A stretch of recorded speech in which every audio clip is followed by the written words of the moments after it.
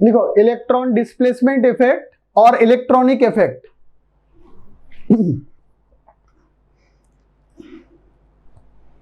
तो अभी तक हम लोग ये पढ़ चुके थे कि रिएक्शन का स्ट्रक्चर क्या होता है, ऑर्गेनिक रिएक्शन का general structure, substrate, reagent, intermediate, transition state, basic reaction का स्ट्रक्चर पढ़ चुके थे। देन हम लोग रिएजेंट पढ़ चुके हैं, देन हम लोग स्टेबिलिटी ऑफ चार्जेस भी पढ़ चुके हैं।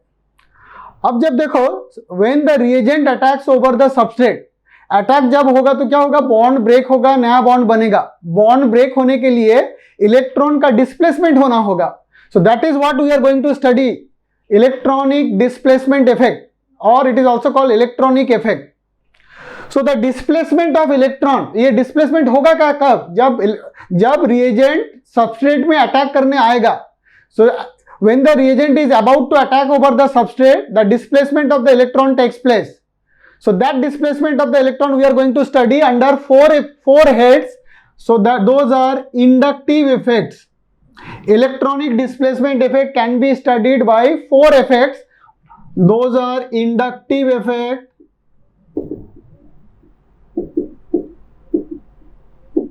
which is also called I effect, I for inductive.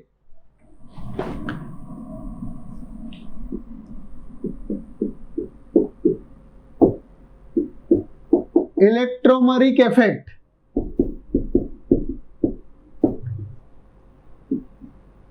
that is represented by E.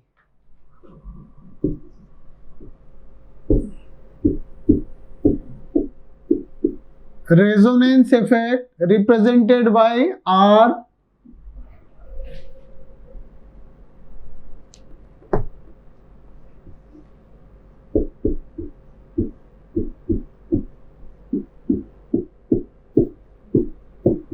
Hyperconjugation effect represented by capital H. So the displacement of electron during the time of the attack is studied under 4 effect. मतलब वो जो displacement होगा उसको हम लोग ये चारों effect से एनालिसिस करेंगे कि कैसा डिस्प्लेसमेंट होगा, कहाँ डिस्प्लेसमेंट होगा। जब हम लोग डिस्प्लेसमेंट समझ पाएंगे तो उसका मतलब हम लोग मैकेनिज्म से समझ जाएंगे। So this 4 effects are the basic foundation of the overall mechanism.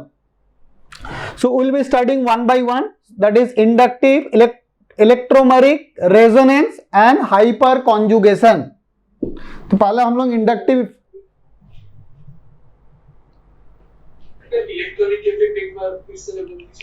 Electronic effects are, these are the 4 effects. Electron का जो डिस्प्लेसमेंट होगा उसको हम लोग ये चारों इफेक्ट से स्टडी करेंगे.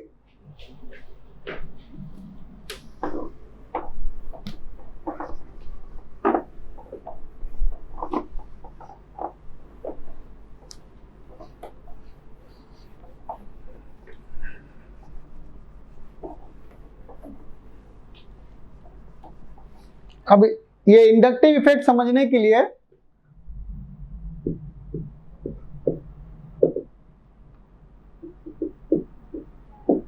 so first you write down what is inductive effect. When an atom or group of atom, when an atom or group of atom is attached to the substrate,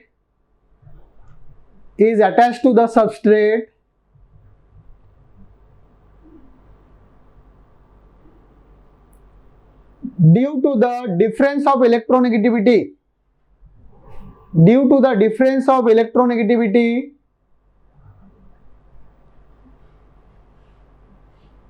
net dispersion of electron takes place.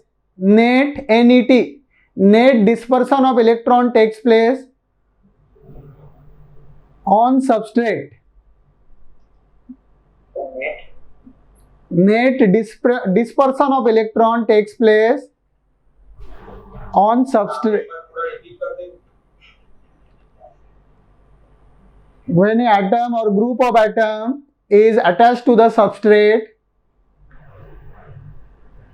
complete dispersion of electron or net dispersion of electron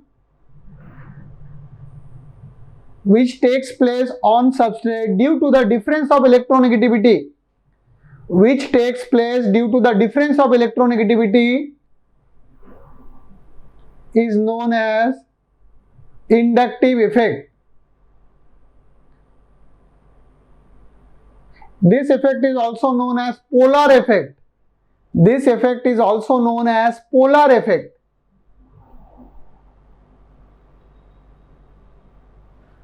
अब देखो यहां पर, जैसे let us consider H and Cl, hydrogen and chlorine. तो यहां पर hydrogen, इस bond में हाइड्रोजन का भी एक इलेक्ट्रॉन कंट्रीब्यूटेड है एंड क्लोरीन का भी एक इलेक्ट्रॉन, बट क्लोरीन का इलेक्ट्रोनेगेटिविटी ज्यादा होने के चलते इलेक्ट्रॉन का डिस्पर्सन हमारा कहां से हो रहा है, लेफ्ट टू राइट हो रहा है। मतलब यहां पर एक डेल नेगेटिव चार्ज क्रिएट हुआ, यहां पर एक डेल पॉजिटिव चार्ज क्रिएट हुआ।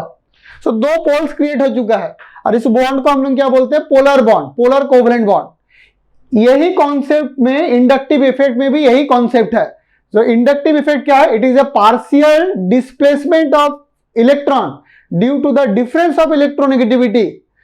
So इसके चलते जो इलेक्ट्रॉन का डिस्प्लेसमेंट हो रहा है और उसमें जो पोल्स क्रिएट हो रहा है, that is called inductive effect. So inductive effect is the reason behind inductive effect is it is the difference of electronegativity.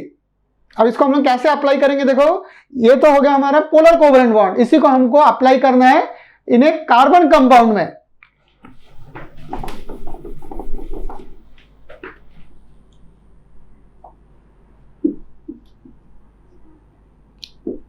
So let us consider it. This is a carbon chain. एक carbon chain consider करते हैं, which is the carbon is attached to the hydrogen.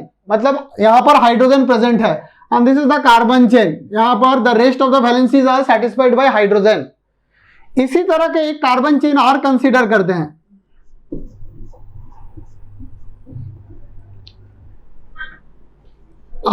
यहां पर जो atom present है that is P, atom और group of atom which is represented by P.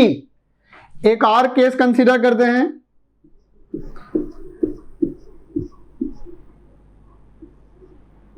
यहां पर Q प्रेजेंट है।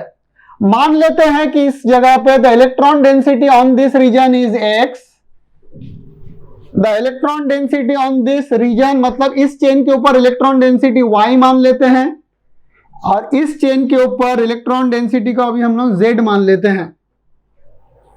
So when hydrogen is attach, तब यहां पर इस चेन के ऊपर इलेक्ट्रॉन डेंसिटी क्या है, X।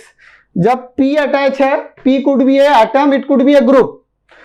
अब यहां पर इस चेन के ऊपर इलेक्ट्रॉन डेंसिटी क्या है, Y। जब Q अटैच है, तब इस चेन के ऊपर इलेक्ट्रॉन डेंसिटी क्या है, Z। अब जब एनालिसिस करने के बाद क्या पाया गया कि Y is more than X, मतलब यहां जो इलेक्ट्रॉन डेंसिटी है इसके रेस्पेक्ट में यहां पर ज्यादा है। Electron density on this region is more than the electron density on this region. Y is more than X but Z is less than X। Y is more than X but Z is less than X। मतलब इसको reference लेते हुए हम लोग इस पे electron density measure किए। तो यहां पर जो इलेक्ट्रॉन डेंसिटी पाया गया which is more then this, but यहां जो इलेक्ट्रॉन डेंसिटी पाया गया which is less then this. अब इस केस में एज यहां पर इलेक्ट्रॉन डेंसिटी यहां से ज्यादा पाया गया, तो इस P को हम लोग बोलेंगे it is A plus I effect group. अब यहां पर इलेक्ट्रॉन डेंसिटी क्या है, इसके रेस्पेक्ट में कम पाया गया, Z इज लेस देन, तो Q को बोलेंगे it is a minus I effect group. अब ये प्लस आई और माइनस आई होता क्या है, मतलब हम लोग देखो रेफरेंस किसको लिया, हम लोग यहां पर ओवरऑल चेन में everything is same, only the difference is here it is hydrogen, here it is P and here it is Q। उसका मतलब हम लोग हाइड्रोजन के रेस्पेक्ट में हम लोग P और Q को मेजर किए। चेन पे ऑब्वियसली इलेक्ट्रॉन डेंसिटी देखे, मगर डिफरेंस कहां पर है, डिफरेंस तो केवल यहां पर है, बाकी सब तो सेम था। सो इंडक्टिव इफेक्ट में भी जो रेफरेंस लिया जाता है वो एक स्केल के बेसिस पे लिया जाता है, that scale is called Ingold scale. Ingold scale, Ingold scale में हाइड्रोजन का जो इफेक्ट को 0 माना गया, हाइड्रोजन हैज, मतलब कार्बन और हाइड्रोजन के बीच में, हालांकि हमको पता है कि कार्बन का इलेक्ट्रोनेगेटिविटी कितना है, तो होता है -2.4 के करीब, और हाइड्रोजन का कितना होता है -2.1 के करीब। मतलब ये बॉन्ड तो पोलर है, but the polarity is very less, so it is assume that the bond is nearly non polar. इस बॉन्ड का पोलरिटी को नियरली नॉन पोलर माना गया। सो हाइड्रोजन के चलते क्या है, कोई पोलरिटी नहीं होगा। अब हम लोग ये चेक किया गया कि हाइड्रोजन के रेस्पेक्ट में P का नेचर क्या है, तो P के हम लोग जब इसको एनालिसिस किया तो यहां दिखा गया कि electron density on this region that is Y is more than X। उसका मतलब क्या, P जरूर इलेक्ट्रॉन को हाइड्रोजन के रेस्पेक्ट में यहां चेन के ऊपर भेज रहा होगा। हाइड्रोजन क्या कर रहा है, हाइड्रोजन ना इलेक्ट्रॉन चेन के ऊपर भेज रहा है ना अपने तरफ खींच रहा है, क्योंकि इस बॉन्ड को नॉन पोलर माना गया। Though the bond is a polar but the polarity is very small, so this bond is assumed to be non polar. मगर P को हम लोग क्या कंसीडर कर रहे हैं, क्योंकि यहां पर इलेक्ट्रॉन डेंसिटी ज्यादा है, ऑब्वियसली P हाइड्रोजन के रेस्पेक्ट में क्या कर रहा होगा, इलेक्ट्रॉन चेन के ऊपर भेज रहा होगा, तभी तो इलेक्ट्रॉन डेंसिटी बड़ा है।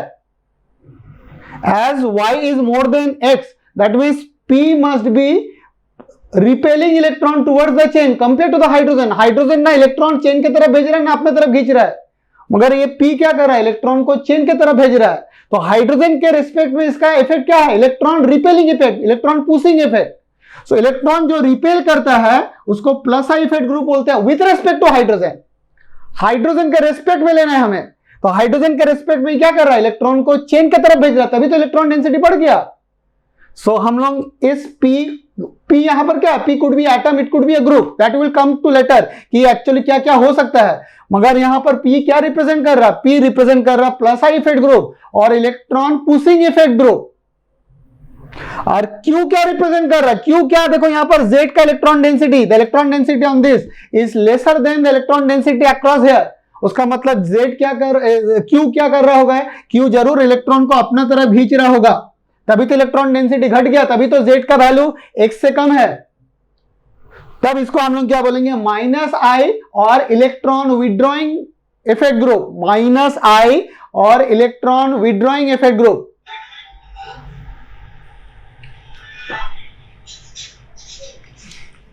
तो यहां पर I is equals to 0, I is equals to 0 किसके लिए होगा, हाइड्रोजन के लिए।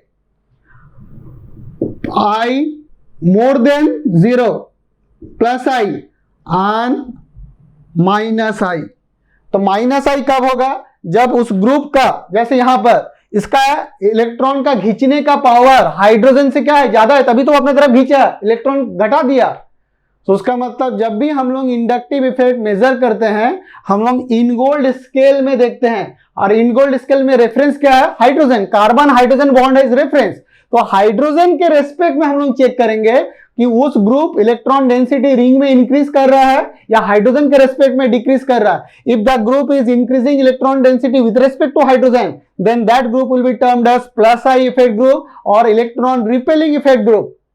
और the other way, the group is withdrawing electron, तो वो इलेक्ट्रॉन घटा रहा होगा, तो इसको हम लोग बोलेंगे -I इफेक्ट ग्रुप और इलेक्ट्रॉन विड्रॉइंग इफेक्ट ग्रुप।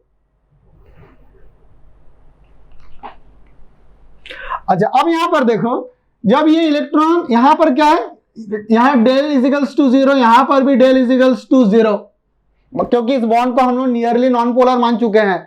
मगर यहां पर क्या होगा, जब इलेक्ट्रॉन यहां भेज रहा होगा तो यहां पर डेल्टा नेगेटिव चार्ज एक्युमुलेट हो रहा होगा, यहां पर डेल्टा पॉजिटिव चार्ज आ रहा होगा। यहां पर क्या हो रहा होगा, डेल्टा नेगेटिव, क्योंकि ये इलेक्ट्रॉन तो अपना तरफ खींच रहा है, तो यहां पर डेल्टा नेगेटिव, यहां पर डेल्टा पॉजिटिव चार्ज आ रहा होगा। तो inductive effect is the partial displacement, लिखो, inductive effect is the partial displacement of electron. It is the partial displacement of electron due to the difference of electronegativity.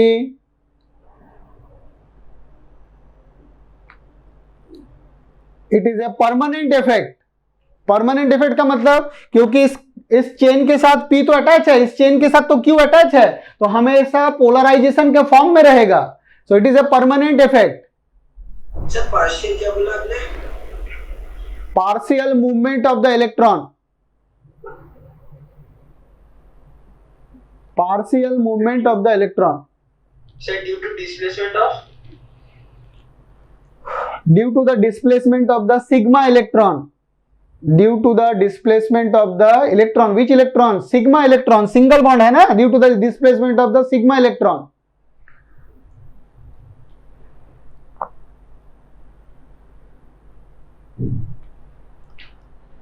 अब देखो यहां पर, जैसे यहां पर P पे क्या चार्ज आ गया, डेल पॉजिटिव, मगर Q में यहां पर इस चेन में क्या चार्ज आ रहा है, नेगेटिव चार्ज आ रहा है, डेल नेगेटिव। अच्छा अब देखो इस कार्बन में जैसे पहले इलेक्ट्रॉन तो यहां से जब जा रहा है इस कार्बन के ऊपर आया, तो ये कार्बन क्या किया, अपना कुछ इलेक्ट्रॉन इसको दिया, मतलब it is a chain effect. यहां पर इलेक्ट्रॉन आया डेल, उसको बोलेंगे डेल 1 नेगेटिव, ये कुछ इलेक्ट्रॉन इसको दिया, यहां पर आ गया डेल 2 नेगेटिव। ये यहां पर इलेक्ट्रॉन डेंसिटी अब इसके रिस्पेक्ट में बढ़ गया, तो ये इलेक्ट्रॉन यहां भेजा, तो यहां पर आ गया डेल 3 नेगेटिव। अब ये यहां पर भेजा, तो यहां पर आ गया del 4 negative. So this effect is called a chain effect throughout the chain. Chain का लेंथ कितना भी बड़ा क्यों ना हो, वो शुरू से लेकर अंत तक इलेक्ट्रॉन का पोलराइजेशन स्टार्ट हो जाएगा। मगर क्योंकि ये carbon this is our source, इसके ये कार्बन इससे सबसे क्लोज में है, उसका मतलब magnitude of del 1 will be more than magnitude of the del 2। मतलब यहां जो इलेक्ट्रॉन डेंसिटी बड़ा है वो इसके रेस्पेक्ट में ज्यादा है। डेल 2 का जो मैग्नीट्यूड होगा वो डेल 3 से ज्यादा है, और डेल 3 का जो इलेक्ट्रॉन डेंसिटी होगा वो डेल 4 से ज्यादा होगा। उसका मतलब क्या होगा, as we move away from the source क्या है हमारा P, क्योंकि P तो इलेक्ट्रॉन को क्या कर रहा है, रिपेल कर रहा है। As the atoms are away from the source, तो देखो उसमें पोलराइजेशन का वैल्यू घट रहा है। सबसे ज्यादा इफेक्ट कहां पर आएगा, जो सबसे करीब में है। उसका मतलब this effect depends upon the distance, as you away from the source the value of this effect will decrease. लिखो, inductive effect is a chain effect, it is a chain effect. Throughout the chain this effect is visible, throughout the chain this effect is visible. What effect we are talking about, we are talking about the partial movement of the electron, क्योंकि partial movement हुआ तभी तो delta negative charge आया। So it is a partial movement of the electron throughout the chain, this effect is visible, but this effect depends upon the distance। फिर लिखो, this effect depends upon the distance। As the distance increases, the effect will decrease. As the distance increases, effect will decrease. That's why देखो जो पहला carbon है जो P से attach है उसके ऊपर इलेक्ट्रॉन डेंसिटी सबसे ज्यादा है, डेल्टा 1 का चार्ज यहां पर डेल्टा 2 से ज्यादा है, डेल्टा 2 का चार्ज डेल्टा 3 से ज्यादा है, डेल्टा 3 का चार्ज डेल्टा 4 से ज्यादा होगा।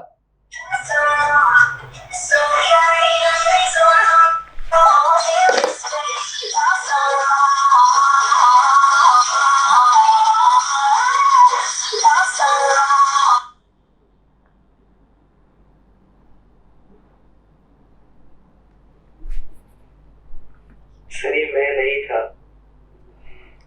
तो as you move away from the chain, जितना हम चेन से दूर की तरफ जाएंगे ये इफेक्ट का वैल्यू चेंज होगा, मतलब वो वैल्यू घट जाएगा। अच्छा अब यहां पर देखते हैं, देखो ये माइनस आई इफेक्ट ग्रुप है, तो अब यहां पर क्या हो रहा है, यहां पर डेल्टा पॉजिटिव चार्ज आया। डेल्टा पॉजिटिव चार्ज आने के चलते यहां पर शुरू में उस मोमेंट में सोचो क्या है, उस मोमेंट में यहां पर और इसमें यदि इलेक्ट्रॉन कंपेयर करते हैं तो यहां पर डेफिशिएंसी क्रिएट हुआ। डेल्टा पॉजिटिव का मतलब क्या, डेफिशिएंसी क्रिएट हुआ। उसका मतलब इसका इलेक्ट्रॉन डेफिशिएंसी क्रिएट होने का मतलब क्या, उसका इलेक्ट्रोनेगेटिविटी बढ़ गया। हमें पता है कि पॉजिटिव चार्ज का इलेक्ट्रोनेगेटिविटी न्यूट्रल से ज्यादा होता है, न्यूट्रल का इलेक्ट्रोनेगेटिविटी नेगेटिव चार्ज से एटम से ज्यादा होता है। क्योंकि यहां पर डेल्टा पॉजिटिव क्रिएट हुआ तो इसका इलेक्ट्रोनेगेटिविटी इससे बढ़ गया, तो अब इससे बढ़ जाने के चलते क्या हुआ, इलेक्ट्रॉन का डिस्प्लेसमेंट इसके तरफ हुआ, तो उसका मतलब यहां पर एक डेल्टा पॉजिटिव क्रिएट हुआ। तो मान लेते हैं यहां पर डेल्टा पॉजिटिव आया, डेल्टा 1, यहां पर डेल्टा 2 बना, यहां पर क्या चार्ज आ रहा है, पॉजिटिव चार्ज क्रिएट हो रहा है, यहां पर डेल्टा 3, यहां पर डेल्टा 4। तो इलेक्ट्रॉन हमारा लेफ्ट टू राइट क्यों गया, क्योंकि यहां पर इस कार्बन में पहले क्या चार्ज क्रिएट हुआ उस मोमेंट में सोचो, यहां पर तो डेल्टा पॉजिटिव चार्ज क्रिएट हुआ, और हमें पता है कि पॉजिटिव चार्ज एटम का इलेक्ट्रोनेगेटिविटी न्यूट्रल से ज्यादा होता है, उसके लिए ये अपना कुछ इलेक्ट्रॉन यहां भेजा, कुछ इलेक्ट्रॉन को कंपनसेट किया, तो कंपनसेट करने से यहां पर एक पॉजिटिव चार्ज क्रिएट हुआ, क्योंकि यहां पर एक डेफिशिएंसी क्रिएट हुआ। इसका डेफिशिएंसी को कुछ कंपनसेट करने के लिए अपना इलेक्ट्रॉन भेजा, तो यहां पर एक पॉजिटिव चार्ज क्रिएट हुआ, डेल पॉजिटिव। फिर यहां गया, तो उसका मतलब as you move away from the source, तो सबसे ज्यादा डेल पॉजिटिव चार्ज कहां पर क्रिएट हुआ, पहला कार्बन में। तो यहां पर भी लिख सकते हैं हम लोग delta 1, magnitude of the delta 1 is more than the delta 2, which is more than the delta 3 and which is more than the delta 4। Through out the chain तक दिखेगा, चेन का लेंथ कितना भी बड़ा क्यों ना हो। मगर क्या देखो क्या हो रहा है, जब हम लोग सोर्स से जितना दूर जा रहे हैं तो इसका वैल्यू तो घट जा रहा है। तो उसका मतलब for the calculation point of view हम लोग सोर्स से केवल 3 कार्बन तक कैलकुलेट करते हैं। From the source we will consider up to 3 carbon, 1 2 3। क्यों नहीं इसको कंसीडर कर रहे हैं, क्योंकि जितना कार्बन बढ़ रहा है, चेंज बढ़ रहा है, डिस्टेंस बढ़ रहा है, उसका वैल्यू तो घट रहा है। तो यहां पर ये वैल्यू इतना छोटा हो रहा होगा कि it is tends to zero, it is tends to zero not zero. उसीलिए up to 3 carbon inductive effect में कंसीडर किया जाता है फ्रॉम सोर्स। बट क्या ये 3 कार्बन तक ये एप्लीकेबल है? नहीं, ये कंप्लीट लेंथ तक एप्लीकेबल है। वो 10 कार्बन हो, 100 कार्बन हो, मगर उसका वैल्यू इतना छोटा हो जाएगा, वो हम लोग कंसीडर नहीं करते हैं। So from the source up to 3 carbon this effect will be considered. अब और एक चीज ध्यान दो, क्योंकि जब ये इलेक्ट्रॉन मान लो यहीं पर या दोनों में किसी को भी लेते हैं, जब इलेक्ट्रॉन यहां भेज रहा होगा तो यहां पर नेगेटिव चार्ज क्रिएट हो रहा है, यहां पर एक पॉजिटिव, तो कंजर्वेशन ऑफ चार्ज क्या हो जाएगा, हम लोग लिख सकते हैं delta 1 plus delta 2 plus delta 3 plus delta 4 is equals to delta. जितना चार्ज यहां गया उतना ही चार्ज तो यहां पर इंक्रीज हुआ, तो यहां पर तो चार्ज इंक्रीज हुआ, यहां तो चार्ज घटा, तो कंजर्वेशन ऑफ चार्ज। तो हम लोग लिख सकते हैं del positive delta is equals to delta 1 plus delta 2 plus delta 3 plus delta 4। Similarly यहां पर भी वही लिख सकते हैं, delta here is equals to delta 1 plus delta 2 plus delta 3 plus delta 4, क्योंकि ये जो इलेक्ट्रॉन खींचा हुआ कहां से खींचा, यहीं से तो खींचा, तो चार्ज तो कंजर्व होगा।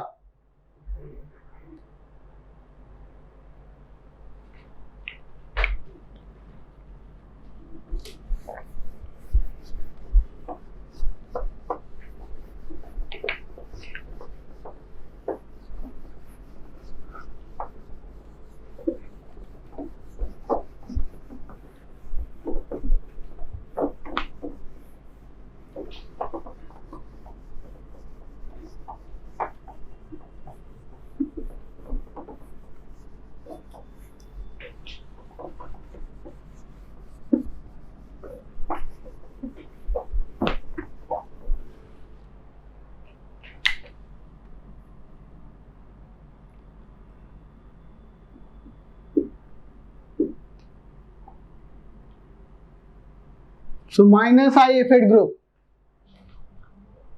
तो ध्यान रखना इंडक्टिव इफेक्ट में पार्शियल मूवमेंट होता है, क्योंकि पार्शियल मूवमेंट हुआ उसीलिए इलेक्ट्रॉन क्या क्या चार्ज क्या है, डेल पॉजिटिव डेल नेगेटिव। किस टाइप का इलेक्ट्रॉन का मूवमेंट होता है, सिग्मा इलेक्ट्रॉन का, और हमें पता है sigma bond is a strong bond, so it is a slight movement of the a very small movement of the sigma electron due to the difference of electronegativity।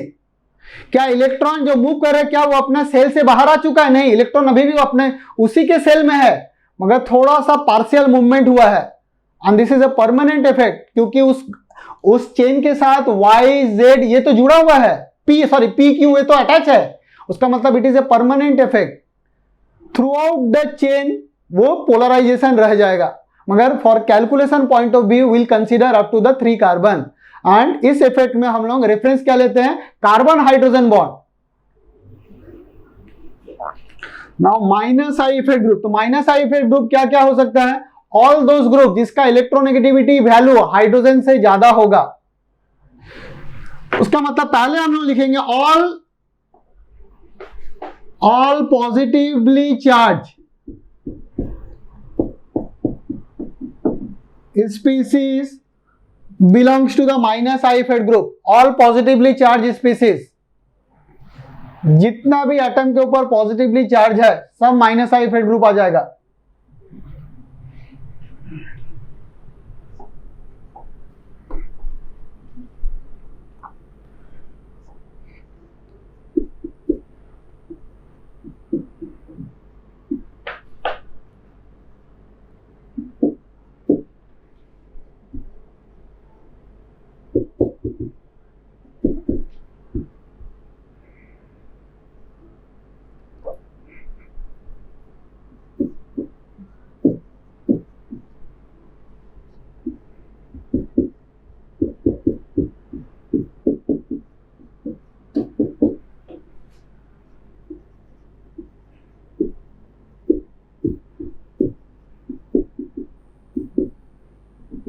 So these are the example of the minus I effect group.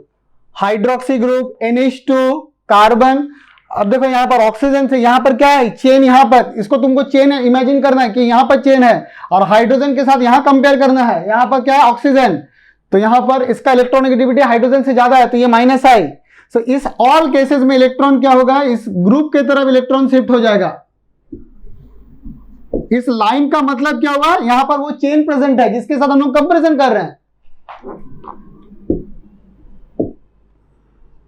Aldehyde, acid, ketone.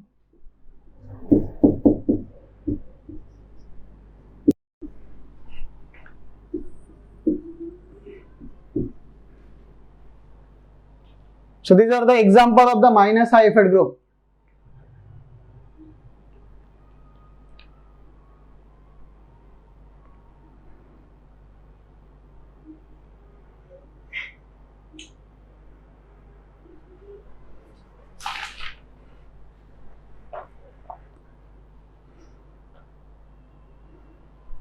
So minus I effect group is also called electron pulling group or electron withdrawing group, and similarly plus I effect group is also called electron repelling or electron pushing group. Electron repelling या electron pushing group.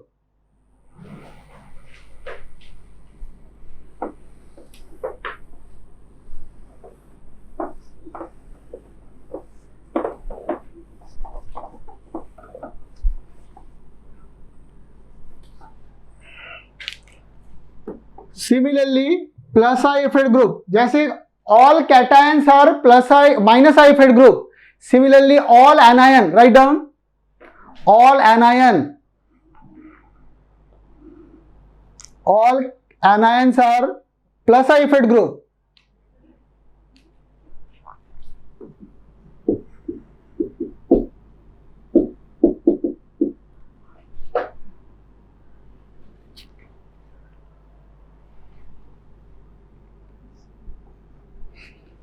सो जैसे एक चीज ध्यान दो, यहां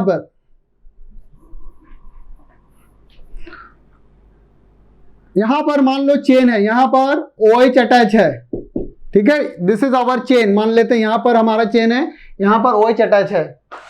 अब second case में हमारे साथ मान लो यहां पर ऑक्सीजन में नेगेटिव चार्ज है, और थर्ड केस में हम लोग यहां पर ले लेते हैं हाइड्रोजन अटैच है, क्योंकि हमें तो पता है रेफरेंस ये लेना है हमें, कार्बन हाइड्रोजन. तो अब हम लोग कंपेयर करेंगे, यहां पर क्या है, ऑक्सीजन अटैच है. ऑक्सीजन का इलेक्ट्रोनेगेटिविटी कितना है, हाइड्रोजन से ज्यादा है, मतलब OH क्या हो जाएगा, OH is a minus I effect group. मगर यहां पर क्या चार्ज है, ऑक्सीजन में नेगेटिव चार्ज है. तो नेगेटिव चार्ज हमें पता है कि नेगेटिव चार्ज का इलेक्ट्रॉन का खींचने का पावर नहीं होता, क्योंकि ऑलरेडी इस पे नेगेटिव चार्ज आ चुका है. वो अपने तरफ इलेक्ट्रॉन खींचेगा तो क्या हो जाएगा, उसके ऊपर रिपल्सन बढ़ जाएगा. तो अब क्या हो गया, ये हाइड्रोजन के रेस्पेक्ट में ना हाइड्रोजन इलेक्ट्रॉन ना वो दे रहा है ना वो इलेक्ट्रॉन ले रहा है. तो अब ये क्या कर रहा है, ऑक्सीजन में जो नेगेटिव चार्ज है वो हाइड्रोजन के रेस्पेक्ट में इलेक्ट्रॉन चेन की तरफ भेज रहा है. सो देखो यहां पर ऑक्सीजन न्यूट्रल था, वो अपने तरफ खींच रहा था, मगर वहां पर ऑक्सीजन में नेगेटिव चार्ज है, तो अब वो क्या कर रहा है, इलेक्ट्रॉन चेन की तरफ भेज रहा है. So all anions are plus I effect group. Any anion, वहां पर इलेक्ट्रोनेगेटिविटी नहीं देखना है, क्योंकि जब हम लोग हाइड्रोजन के साथ देखते हैं तो हम तो न्यूट्रल एटम का देखेंगे, ये सब तो एनायन है. So all anions are plus I effect group.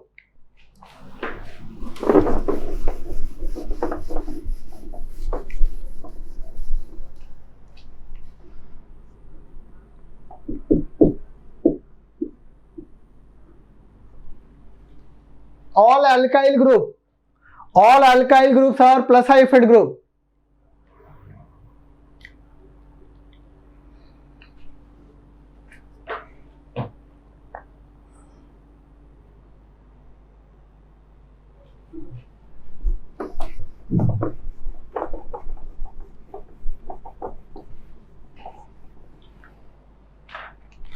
अब हैलोजन में देखो, जितना ज्यादा इलेक्ट्रोनेगेटिविटी उतना ज्यादा माइनस आई. तो हम लोग बोल सकते हैं कि फ्लोरीन का माइनस आई पावर क्लोरीन से ज्यादा होगा, क्लोरीन का माइनस आई पावर ब्रोमीन का से ज्यादा होगा, और ब्रोमीन का माइनस आई पावर आयोडीन से ज्यादा होगा. More the electronegativity more the inductive effect, minus I.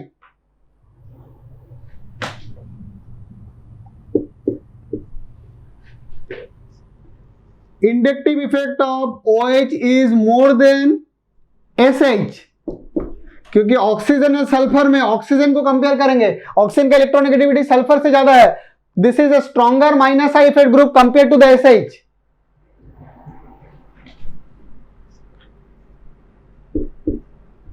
Aldehyde and ketone, aldehyde and ketone, तो यहां पर क्या है हाइड्रोजन, यहां पर क्या है अल्काइल ग्रुप, तो एल्डिहाइड का इलेक्ट्रॉन खींचने का पावर कीटोन से ज्यादा होगा, क्योंकि यहां पर क्या जुड़ा हुआ है अल्काइल ग्रुप जुड़ा हुआ है, अल्काइल ग्रुप क्या है प्लस आई, यहां पर हाइड्रोजन क्या, हाइड्रोजन ना इलेक्ट्रॉन दे रहा है ना ले रहा है अपना तरफ, मगर अल्काइल ग्रुप तो इलेक्ट्रॉन भेज रहा है, तो जब यहां पर इलेक्ट्रॉन भेजेगा तो यहां पर पॉजिटिव चार्ज का डेंसिटी क्या हो जाएगा इसके रिस्पेक्ट में कम हो जाएगा, यहां पर क्या अटैच है हाइड्रोजन, हाइड्रोजन ना कार्बन की तरफ भेज रहा है ना कार्बन से अपने तरफ खींच रहा है, मगर यहां पर क्या है अल्काइल ग्रुप है, अल्काइल ग्रुप तो कार्बन की तरफ इलेक्ट्रॉन भेज रहा है, मतलब यहां पर जो पॉजिटिव चार्ज क्रिएट होगा और यहां जो पॉजिटिव चार्ज क्रिएट होगा यहां पर पॉजिटिव चार्ज का वैल्यू ज्यादा होगा, तो क्योंकि यहां पॉजिटिव चार्ज ज्यादा क्रिएट हुआ तो इसका इलेक्ट्रॉन का खींचने का पावर इससे ज्यादा होगा.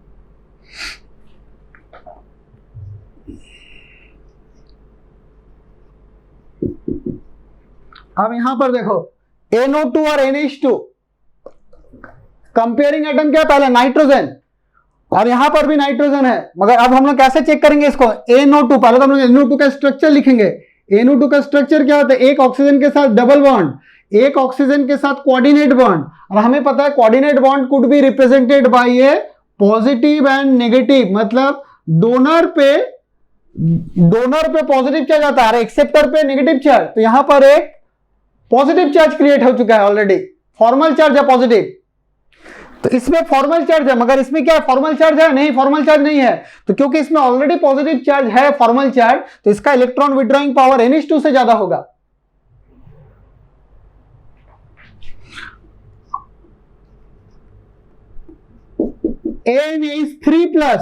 NH3+ is more then NO2, क्योंकि यहां पर कंप्लीट पॉजिटिव चार्ज आ चुका है, यहां पर जो चार्ज हमको दिख रहा है वो हमको यहां दिख नहीं रहा है, तो NH3+ का इलेक्ट्रॉन विड्रॉइंग पावर NO2 से फिर ज्यादा होगा,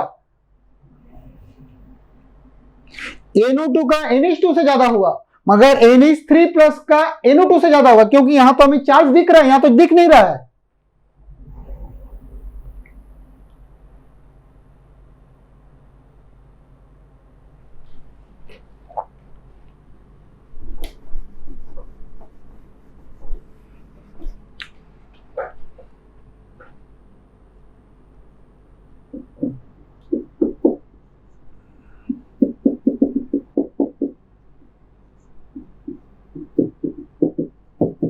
similarly carbon attach by sp carbon, sp hybridize carbon का इलेक्ट्रॉन का विड्रॉइंग पावर sp2 से ज्यादा होगा, मतलब minus I effect of triple bond carbon is more than the double bond carbon and double bond carbon is more than the single bond carbon या saturated carbon.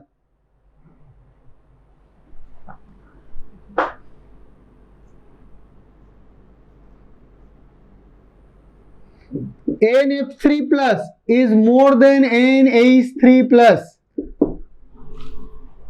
अब देखो यहां पर भी नाइट्रोजन, यहां पर भी नाइट्रोजन, मगर यहां फ्लोरीन के साथ अटैच है, तो इसका इलेक्ट्रॉन का खींचने का पावर इससे काफी ज्यादा होगा.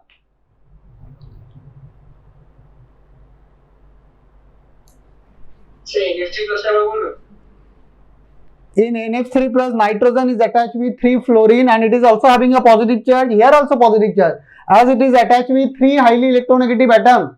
So इसका overall खींचने का power minus I effect is much more than NH3+.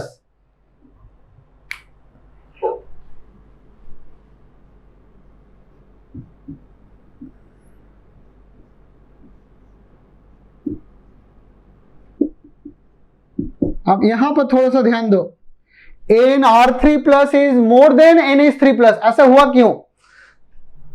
अब हमें पता है कि आर क्या, what is R? R is alkyl group. तो अल्काइल ग्रुप को तो इलेक्ट्रॉन अभी हम लोग पढ़ चुके हैं, अल्काइल ग्रुप में क्या इफेक्ट आता है? प्लस आई ग्रुप। अल्काइल ग्रुप तो इलेक्ट्रॉन भेजता है, रिपेल करता है। उसका मतलब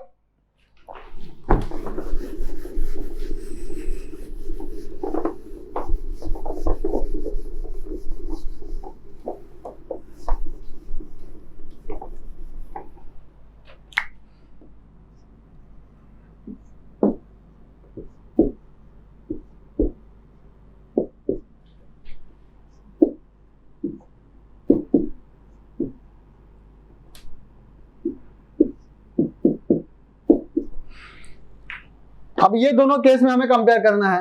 देखने में क्या लग रहा है? देखो हमें पता है कि अल्काइल ग्रुप तो प्लस आई होता है।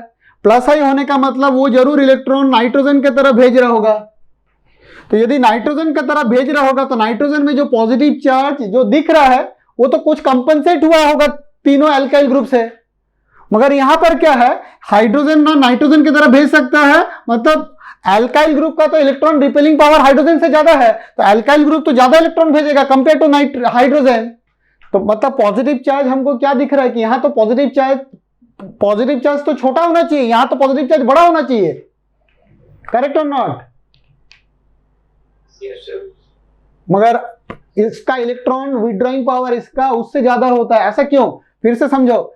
Inductive effect do not depends upon the electronegativity value, it depends upon the difference of electronegativity value. Inductive effect is the reason of difference of electronegativity. अब यहां पर थोड़ा सा इसको ऐसे समझो, इस कार्बन नाइट्रोजन का हाइब्रिडेशन क्या होगा? 3 सिग्मा बॉन्ड, 1 2 3, और यहां पर भी कार्बन का चेन है, मतलब ये भी एक सिग्मा बॉन्ड है, तो यहां पर हाइब्रिडेशन हो गया sp3, 4 सिग्मा है sp3 होता है। यहां पर भी वही है, यहां पर एक चेन है तो 1 2 3 और यहां पर 4, यहां पर भी sp3 हो गया। मगर यहां पर 3 अल्काइल ग्रुप अटैच होने के चलते तो यहां पर अल्काइल ग्रुप का साइज तो हाइड्रोजन से काफी ज्यादा होगा, तो उसका मतलब यहां पर एक रिपल्सन क्रिएट हुआ। Repulsion of what? Repulsion of the bulkiness. This repulsion is called steric repulsion.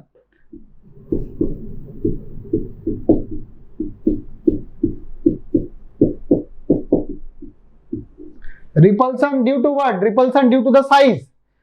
तो साइज का चलते जो रिपल्सन होने के चलते क्या होगा? यहां पर वो फैल के रहेगा।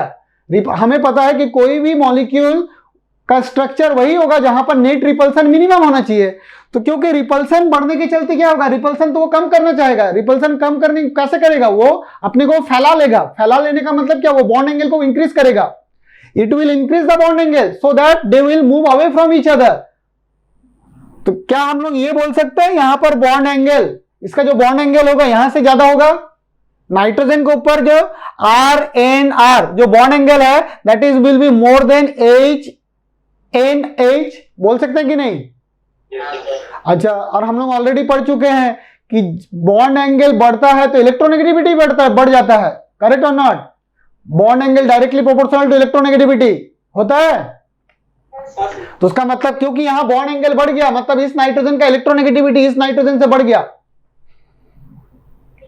Bond angle directly proportional to electronegativity. Bond angle जितना फैलेगा इलेक्ट्रोनेगेटिविटी उसका बढ़ जाएगा उतना।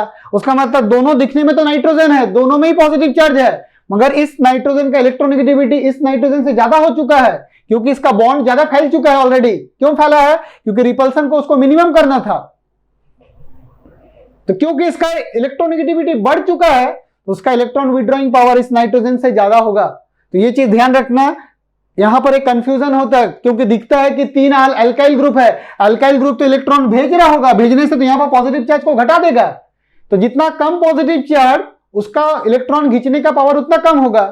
तो ये कम होना चाहिए ऐसा दिखता है, मगर इसका ज्यादा होता है। The reason is, one of the reason is because of the repulsion it will try to increase the bond angle, and जैसे बॉन्ड एंगल बना तो उसका इलेक्ट्रोनेगेटिविटी वैल्यू बढ़ जाता है। So this nitrogen is more electronegativity compare to this nitrogen, और electronegativity बढ़ जाने से उसका इलेक्ट्रॉन खींचने का पावर बढ़ गया। So that's why NR3+ is more then NH3+. So which is the most strongest minus I effect group? NF3+, क्योंकि यहां पर 3 फ्लोरीन भी है। कंपेयर करो दोनों में से, यहां पर 3 फ्लोरीन है, इसके चलते भी रिपल्सन है, और 3 हाईली इलेक्ट्रोनेगेटिव एटम अटैच है। So this is the most strongest minus I effect group. Then NR3 plus, then NH3 plus. हाँ, जब ये दोनों में कंपेयर करेंगे तो obviously NH3 plus is more than NR3 plus is more than NH3 plus.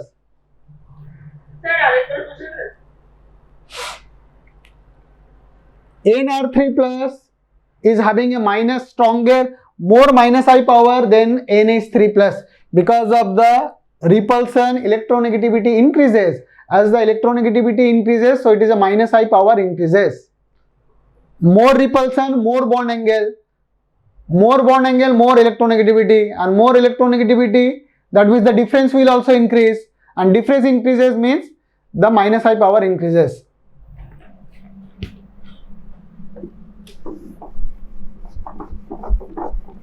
NH3 और NO2 का एक बार समझा दीजिए। NH3 and NO2.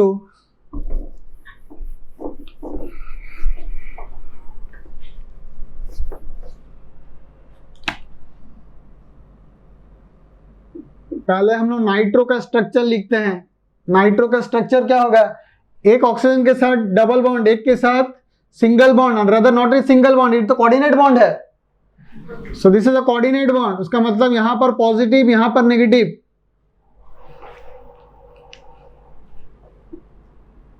NH2 NH3 plus, तो यहां पर तो हमें पॉजिटिव चार्ज दिख रहा है।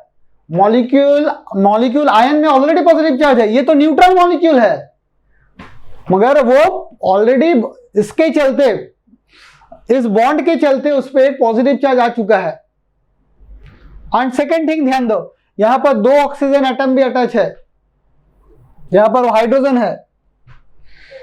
तो यहां पर होना क्या चाहिए था? इसका होना चाहिए था, मगर इसमें तो देखो जब हम लिखते हैं, हम नाइट्रो का स्ट्रक्चर लिखने देने से हम क्या लिखेंगे? NO2 लिखेंगे, मगर इसका स्ट्रक्चर में हम लोग क्या लिखेंगे? हम लोग चार्ज के साथ लिखेंगे। तो यहां तो हमें चार्ज दिख रहा है, यहां तो चार्ज दिख नहीं रहा है, तो क्योंकि नाइट्रोजन में ऑलरेडी चार्ज आ चुका है यहां पर, तो इसका माइनस I पावर इससे ज्यादा होगा।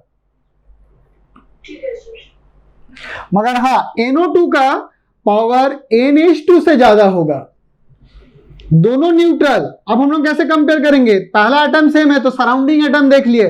सराउंडिंग एटम में यहां पर ऑक्सीजन है, यहां पर हाइड्रोजन है, तो उसका मतलब NO2 का इलेक्ट्रॉन खींचने का पावर NH2 से ज्यादा। Rather better way of explanation is, इसका बॉन्ड हम लोग जब लिखेंगे तो इसका स्ट्रक्चर कैसे लिखेंगे? NH single bond. मगर जब इसको लिखेंगे तो हमें लिखना क्या पड़ेगा? ये लिखना पड़ेगा। तो इसमें तो एक चार्ज तो हमें दिख रहा है यहां पर, फॉर्मल चार्ज, दो it is a neutral but it is having a formal charge of +1। यहां पर फॉर्मल चार्ज क्या है? 0 है। इसका फॉर्मल चार्ज निकालेंगे तो क्या होगा? 0। इसमें फॉर्मल चार्ज क्या है? 1। So NO2 is stronger than NH2, but NH3 plus is stronger than NO2.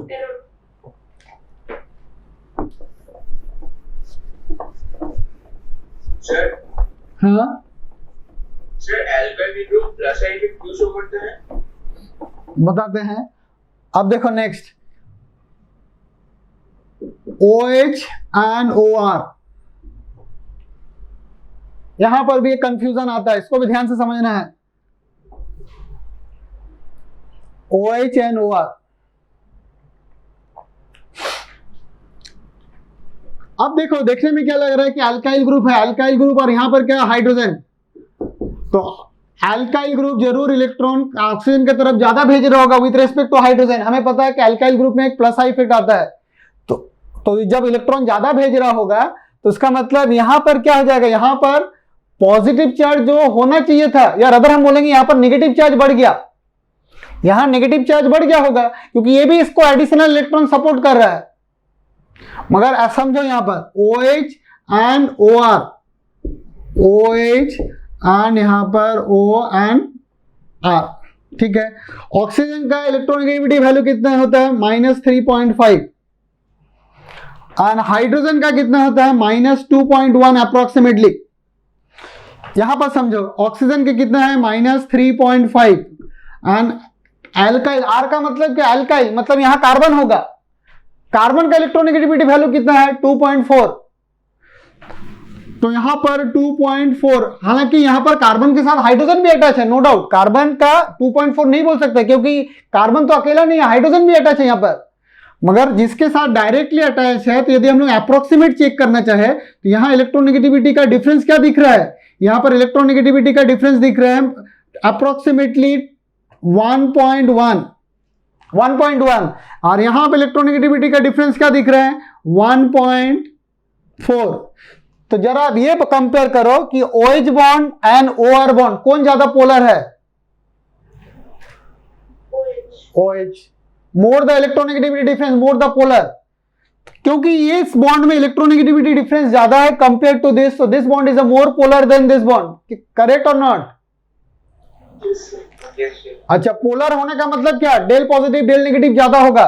तो आप बताओ यहां पर क्या चार्ज लिखेंगे? डेल नेगेटिव, तो इसको मान लेते हैं डेल 1 लिख लेते हैं, डेल 1 नेगेटिव, यहां पर डेल 2 पॉजिटिव लिख लेते हैं। अच्छा, कंपेयर तो हमें ऑक्सीजन के साथ करना है, तो यहां पर भी डेल, इसको हम लोग डेल 2 लिख लेते हैं, डेल 2 नेगेटिव। जरा कंपेयर करो, क्योंकि इस बॉन्ड को हम लोग ज्यादा पोलर बोल रहे हैं, तो क्या बोल सकते हैं इस ऑक्सीजन में नेगेटिव चार्ज इस ऑक्सीजन से ज्यादा होगा?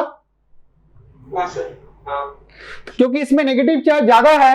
अब कंपेयर करो, इस ऑक्सीजन में नेगेटिव चार्ज इस ऑक्सीजन से ज्यादा है, उसका मतलब किस ऑक्सीजन का इलेक्ट्रॉन खींचने का पावर ज्यादा होगा? Oxygen attach to the R और oxygen attach to the hydrogen OR। उसका मतलब ध्यान रखना यहां पर -I power of OR, -I power of OR is more than OH। -I power electron withdrawing power of OR, what is R? R is alkyl group. -I power of OR is more than OH। मगर वहां पर देखने में confusion हो जाता है, तो ये दो पॉइंट को ध्यान से समझना है।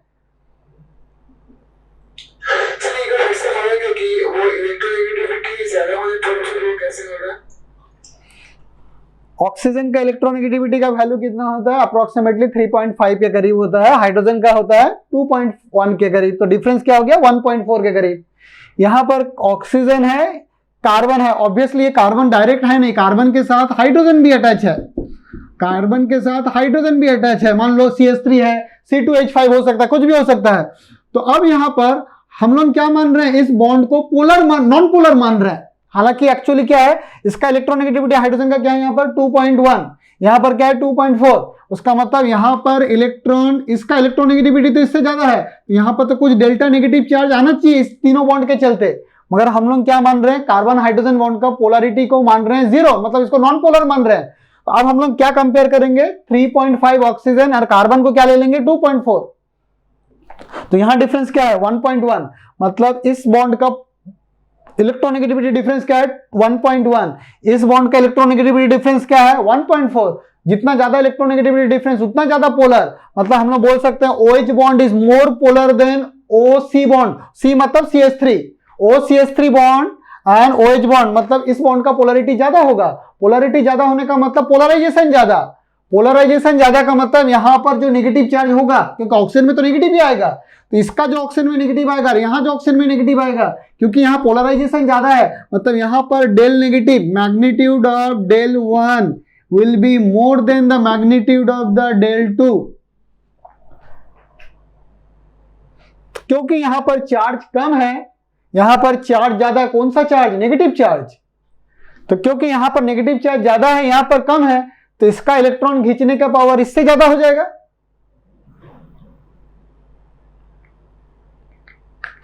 इस ऑक्सीजन में नेगेटिव चार्ज इस ऑक्सीजन से कम है,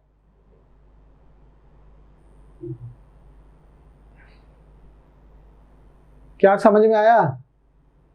यहां से समझो, यहां पर क्या OH बॉन्ड है और यहां पर क्या OCH3। अब जब कंपेयर करेंगे तो बताओ इस ऑक्सीजन में रिपल्सन कहां पर ज्यादा होगा? OH के चलते ज्यादा रिपल्सन होगा या OCH3 के चलते? किस ऑक्सीजन में ज्यादा रिपल्सन होगा? ऑक्सीजन अटैच टू OCH3 और oxygen attach to the hydrogen OCH3, क्योंकि यहां पर तो यहां इलेक्ट्रॉन डेंसिटी, यहां पर बॉन्ड क्या बॉन्ड पेयर ज्यादा है, साइज बड़ा है, तो रिपल्सन इस पे ज्यादा होगा। रिपल्सन ज्यादा होने का मतलब यहां जो बॉन्ड एंगल होगा और यहां जो बॉन्ड एंगल होगा, इसका बॉन्ड एंगल ज्यादा होगा। अब बॉन्ड एंगल ज्यादा होने का मतलब इस ऑक्सीजन का इलेक्ट्रोनेगेटिविटी ज्यादा हो गया, more the bond angle more the electronegativity, so thereby OH OR bond का electron withdrawing power OH bond से ज्यादा होता है।